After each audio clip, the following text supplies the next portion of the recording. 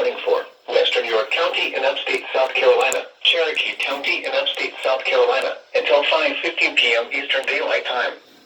At 4:25 p.m. Eastern Daylight Time, a severe thunderstorm was located 13 miles northeast of Union, or 6 miles north of Lockhart, moving northeast at 30 miles per hour. Hazard, 60 miles per hour with gusts and any size hail. Source, radar indicated. Impact, expect damage to trees and power lines.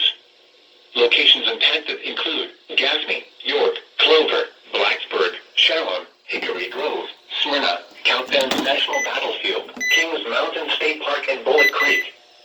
Scattered trees and power lines will be blown down in the warned area. Seek shelter inside an interior room.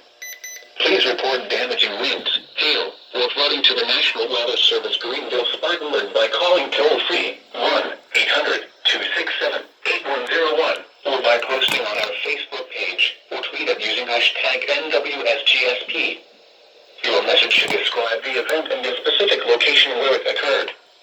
Repeating, a severe thunderstorm warning has been issued until 5:15 p.m. Eastern Daylight Time for the following counties in South Carolina, Cherokee, and York.